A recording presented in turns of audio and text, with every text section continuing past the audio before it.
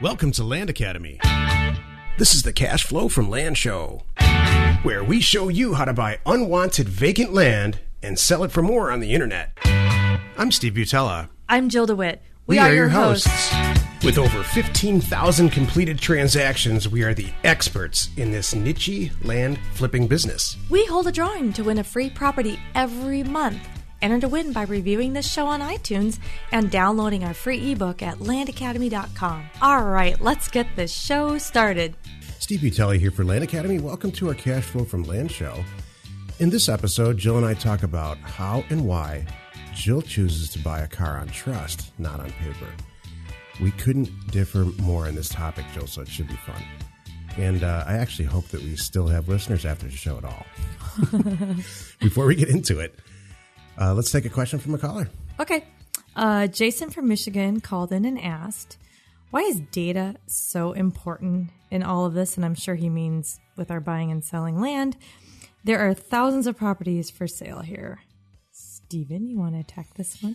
Yeah, sure. I mean, the simple answer is, if you have been involved in this at all or following Jill at all in the podcast or involved with any of involved at all in how we do this, for sale property that's already for sale, somebody got there first. So you want to use data and some of the other tools that we provide to find your own deals, to get out there, contact the seller first, and kind of behave like a bird dog. This guy's from Michigan. He understands this phrase. Behave like a bird dog. Get to the seller first, and then decide what to do, depending on what the person's willing to sell it for. So data is not important. It's imperative. High quality, Class A rate data and finding properties so you can buy them and sell them for more. It's imperative, in my opinion. There's lots of other ways to do it. Some people make whole careers out of other stuff like tax liens and tax deeds, and I don't want to complicate it. But again, Jill and I say the word data 70,000 times a minute. It feels like sometimes. I know. Well, this is really important. I think everybody understands the whole thing. Like, say even you have a car you want to sell. And the word gets out, you're selling your car, and you have 3 offers or even one good offer. You're not going to go, no. I'd rather get it all detailed and put it in the paper, take some pictures. I want to go through all that work. Then we'll talk. No, you go, right? You got a good offer. You want to take it. It just kind of makes sense. And that's, by the way, how I sell property. So I think the point is, once it's for sale and out there and there's a sign in the yard, you might be too late. It's on the MLS. You are too late. 99.9% of the price has gone up. There's retail dollar. And then I know it's just could be, but you want to get it real quick and get the best deals and move on. So, and then, like I was saying, when I sell property, that's what I do. And that's why they sell so quickly for me. I sell them at a good reduced price because I haven't gone to all that work. I haven't invested the money in that. I hit my hot buyers, and I usually sell quickly that way. So, it's good stuff. I provide that to them. Right. They're in my data. Right. Dating data. There's a whole nother thing. We haven't even talked about that one. Dating data. We should have a whole show on that. How could you date data?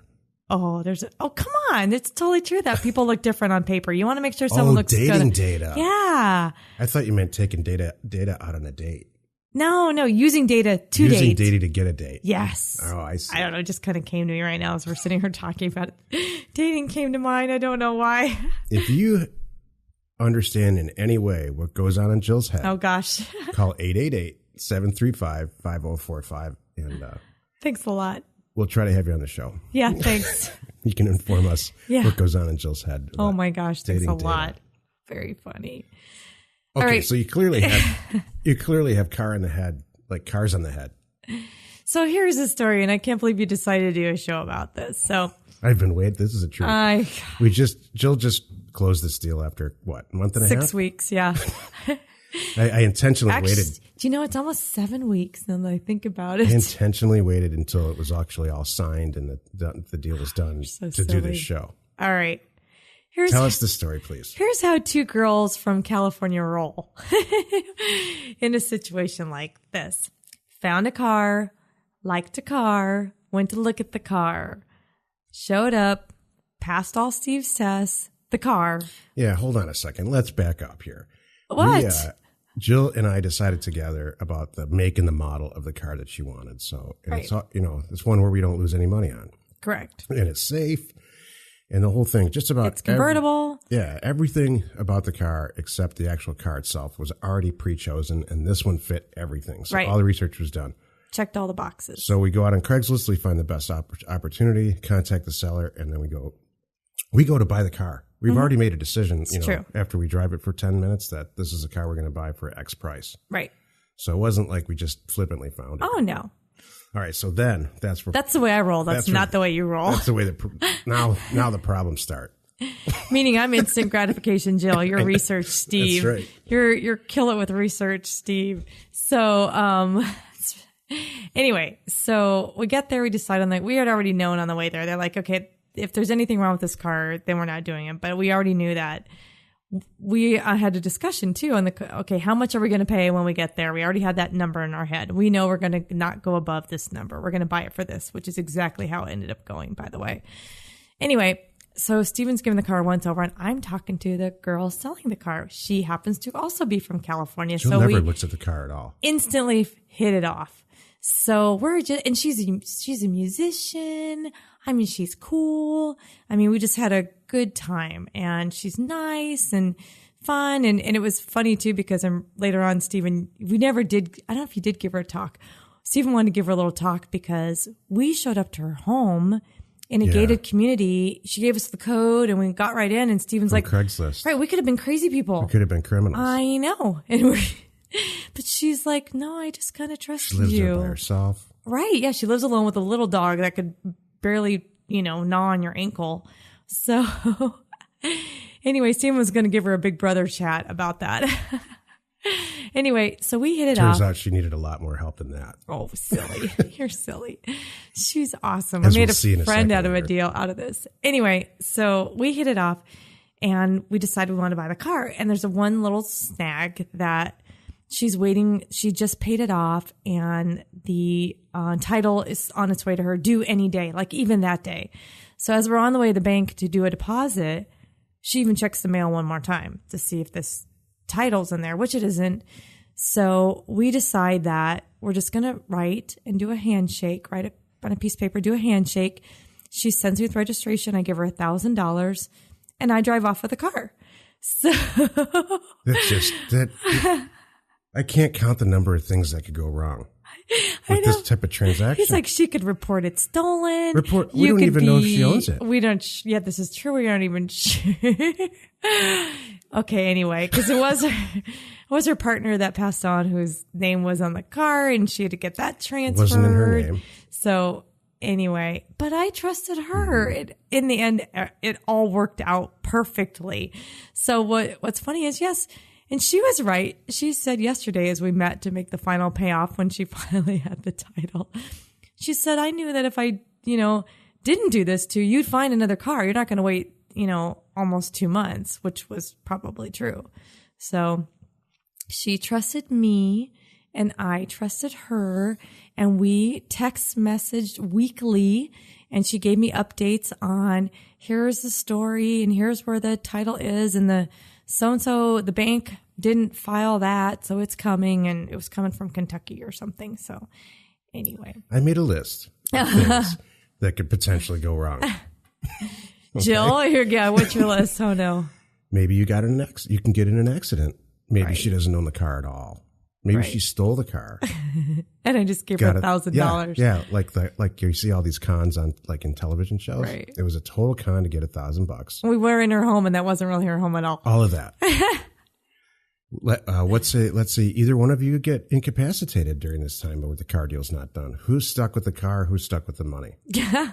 I mean, I have a very long, depressing list here of things that could possibly happen. That's not how we operate. So right now, as a listener, you might be asking yourself, what the heck does this have to do with real estate and buying real estate and making money? It's very simple. Don't run your business like this. Oh. Oh. I was going to say the opposite. I know you were. I know. I mean, we didn't even talk about this at all. We did Jill not. walked in here And I put the script right in front of her. It's not even a script. It's got 2 sentences on it. Here's what the the title, show's and we're about. going to talk about it. And no, you not ever want to do a land deal like this. You have to have contracts and the notaries and all kinds of stuff, because the chances of you now, because you've met this wonderful person, and she is wonderful, I'm serious, of this the next time any kind of thing happens like this, as the percentages work, they're going to be a crook. Do you know what that sounds like? That's so funny. My mom used to tell. Like your father. Yeah. That's exactly it. My mom used to tell my dad that the next time if he gets pulled over for a speeding ticket, he absolutely deserves it. For the 50 times he didn't get pulled over or talked himself out of it, he deserves a ticket based on the numbers. So at the end of this whole thing, and all the money got transferred and the title got signed over, I looked at both of them and said, the next deal, it's not going to go like this at all. We hugged each other. We were like, we're all good. I never worried. She never worried. It was really funny. I'm amazed still. But what a car, though. There is some sort of trust, though, even in our world, Stephen, when I'm calling a notary in another state. I do, this is a good point, how this ties into us. I do my research. Mm-hmm. I do a little more homework than I did on this one. That's funny. I know. I do my homework in my business, but obviously with this I didn't. I know. And this is a little bit out of, how should I say this? I don't think, here's another great point to take away from this. I don't think you get real emotional about buying 40 acres. No, I don't know. But I think you fell in love with that car. I did. I think I like her. You immediately befriended this woman, yeah. Which I understand because she's awesome. But that's just, you can't let your emotions get the best of you. And I think when you're new in this business, when I was new, man, I was looking at every piece of property like, boy, I know I'm buying this so cheap. Boy, I should hold on to this. Yeah. Or maybe I should buy these 3 properties, hold on to one. And I did all that. And I'll sell these 2. It pays for this one. And then I end up selling everything eventually. Yeah, totally. So don't let your emotions get in the way of this stuff. And just, follow a protocol. I agree with that. As much as you wanted to drive that car away, I know it was a bad idea. You were shaking your head going, idea. What? Wait a minute. She could report it stolen the minute you drive away. Yeah. I mean, or better yet, if I gave me some good ideas about pulling some scams. Oh, but Stephen, jeez. Not good ideas, but it gave me movie script ideas. Like good writing ideas for like Breaking Bad ideas. Right. Exactly. Never mind, we're watching a lot of Breaking Bad again right now. It's a good business model. Yes. Where's your bobblehead? Funny. It's over here. It's here. Oh, it's around the corner. I have a That's Walter White bobblehead in my office. It does. Oh my, don't even ask that. If you want to know about that one, call 888-735-5045 or just email Stephen directly. What if we made bobbleheads of each other? No. We could. I bet you can get custom bobbleheads. I'm sure you can. I've seen things like that on Shark Tank.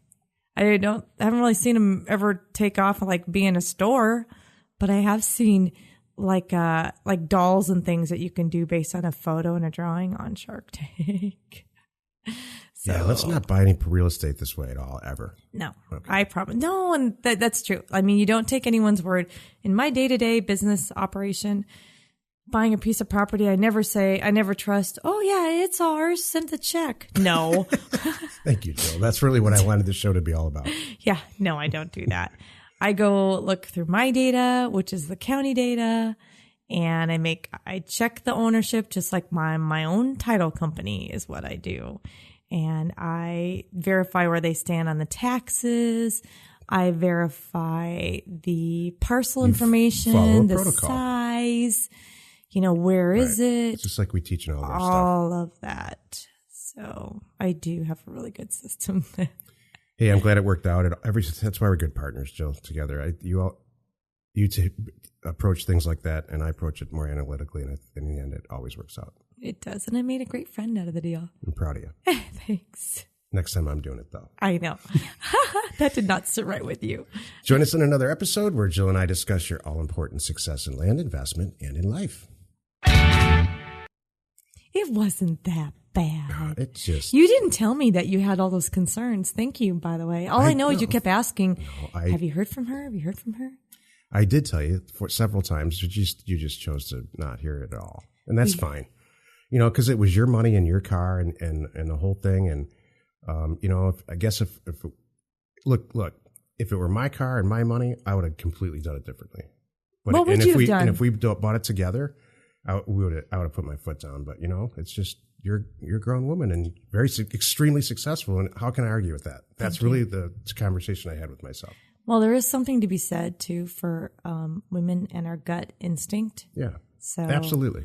And I had no red flags at all about this one. And it worked out just great. I was right. Yeah. You know, I mean, I'm not saying I'm not digging it in. I'm just saying it worked out fine. I trusted my gut. What would I have done if it was my thing? I would have walked away. Seriously? Yeah, I would have shook her hand and said, call me when you get the title? Yeah, you're not ready to sell this car yet. Mm. You know, the title's not back. I'm sorry. I don't even know if it's not anything personal. Right. And then I would have not even made a commitment. I would have said, I'll find another car. Because it's just not that hard. Got it. And you just fell in love with that car. That's what happened. Well, I was done with it at that point, too. You know how you reached that point? No, I never reached that point. Oh. I never reached the end of my research point on anything. You did yesterday. What, with this car? No, with something. We had another large purchase yesterday you were kind of done with. Oh, we'll talk about that in another show. That's checking something off a list. Okay. I still on all that stuff. I will continue to try to make everything better. That's just what I do. I know. You do, and I like that. Let's go buy some property the correct way. We hold a drawing to win a free property every month. Enter to win by reviewing this show on iTunes and downloading our free ebook at landacademy.com. If you want to get involved or you need more information about our profitable, niche real estate operation, call 480-467-0359. You just might get Jill at the other end of the line. landacademy.com. You are not alone in your real estate ambition.